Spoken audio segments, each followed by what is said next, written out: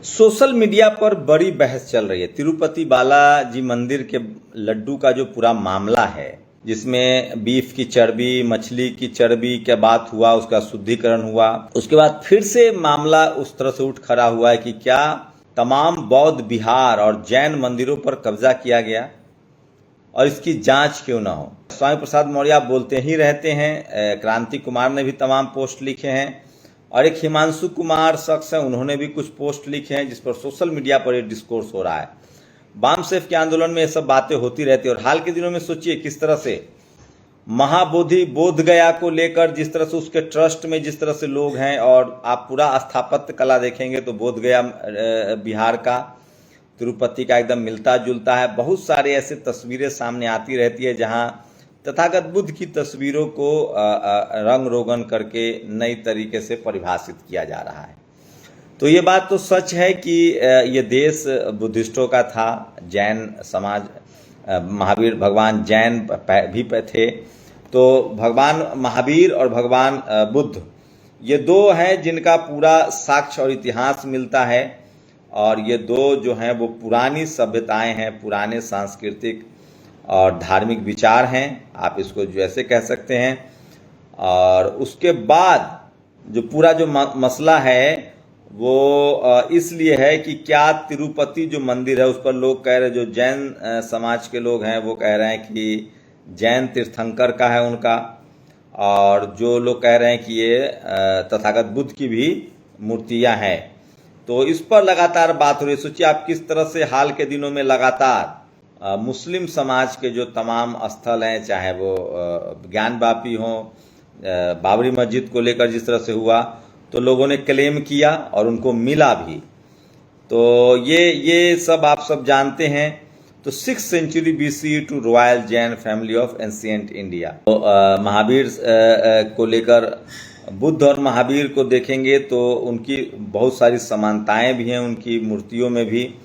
और ये देखिए, प्रतिमा of Shri Mahavir Swami at Shri Mahavir ji temple, Karauli, Rajasthan. तो इनकी भी मूर्तियों का बहुत ज़्यादा जैनिज्म में रहा है और इनके बहुत सारे तीर्थंकर हुए हैं। तो इसको लेकर भी क्लेम किया जा रहा है, और तथागत बुद्ध को लेकर भी जो क्लेम किया जा रहा है। लेकिन सोचिए कि ये तो सही है कि बौद्ध हों या महावीर, भगवान महावीर हों, इन सब के तो लगातार हिस्टोरिकल प्रूफ मिलते रहे हैं। तो लोगों को लगता है कि तमाम सांस्कृतिक बदलाव हुआ। लेकिन सोशल मीडिया पर लोग लगातार लिख रहे हैं, लड्डू वाला प्रोग्राम के बाद ये सारा लोग लिख रहे हैं, और इसके बाद SC ST OBC के लोग जो बुद्धिस्ट हैं वो क्लेम कर रहे हैं।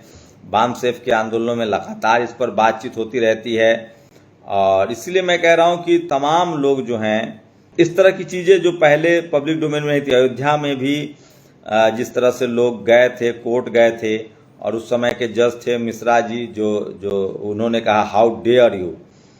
तो ये भी आप जानते ही हैं ये सारा। तो बुद्धा और महावीर को लेकर जो है लुम्बिनी में उनका जन्म हुआ था। तो देखिए ये तस्वीर, देखिए दोनों तस्वीर में बहुत समानता होती है।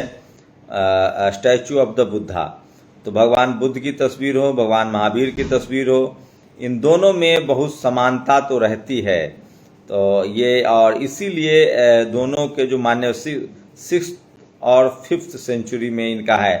तो दोनों आसपास के ही समकक्ष भी हैं दोनों लोग।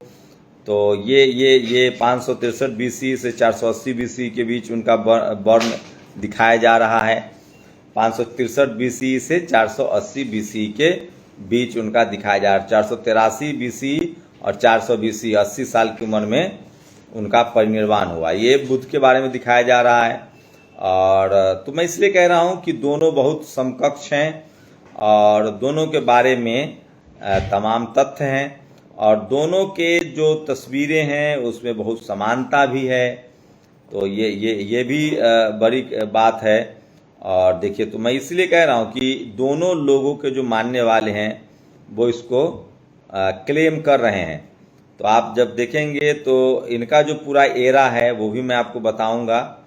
आजकल तो अब तो ऐसा भी नहीं कि आप किताब लेके चलिए, आजकल तो गूगल है, गूगल पर आप सर्च कर सकते हैं और पूरी डिटेल्स जो है वो विकिपीडिया पर है। तो देखिए 527 बीसी में तो बॉर्न 599 बीसी और फिर 527 बीसी 72 साल की उम्र में, तो 72 साल की उम्र में तो ये देखिए, तो बुद्ध और महावीर के लेकर तो बातें हो रही है।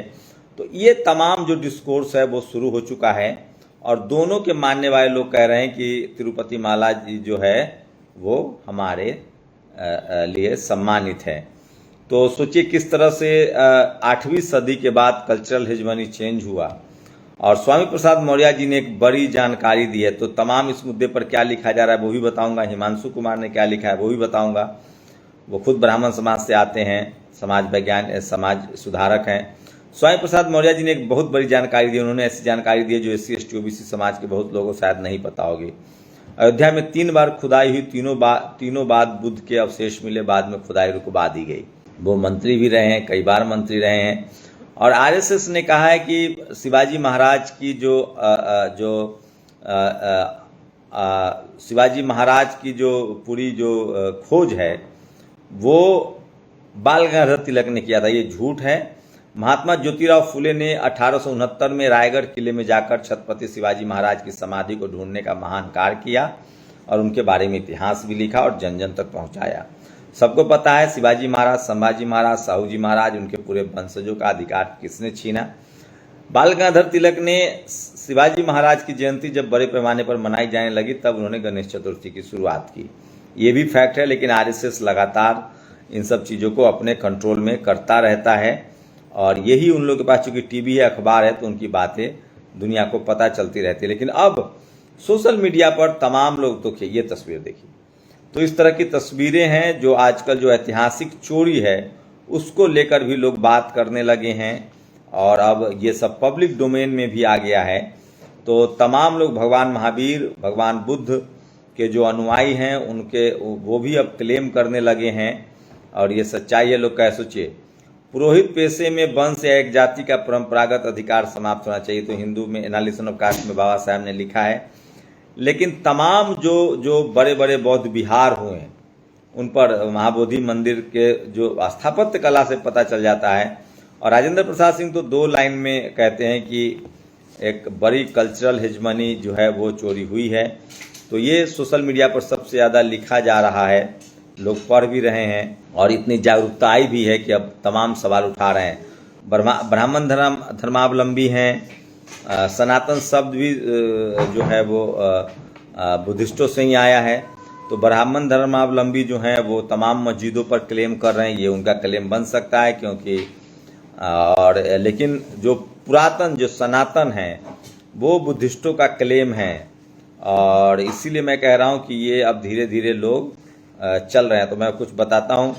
कई लोगों ने महामुगलान को ब्राह्मण कहा है पर वे बमन थे। बमन का मतलब विद्वान गृहस्थ, समन मतलब विद्वान सन्यासी। उनकी जाति कुल गोत्र कुछ भी हो सकता है।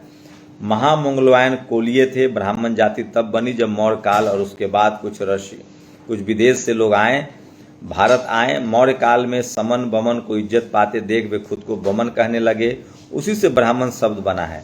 बमन प्राकृत का ओरिजिनल शब्द है, ब्राह्मण संस्कृत शब्द है जो संस्कृत आने के बाद बना है।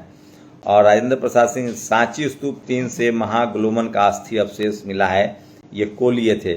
तो आप इन सब तमाम तरह की जानकारी के लिए राजेंद्र प्रसाद सिंह को पढ़ सकते हैं, आपको विस्तृत जानकारी मिलेगी। उनको भाषाविद हैं और ये वो पोस्ट है। तिरुपति बालाजी बौद्ध मठ है, बौद्ध विहार है, ब्राह्मणों ने इस पर कब्जा कर लिया। यकीन न हो तो मुकुट और तिलक हटाकर देख लें।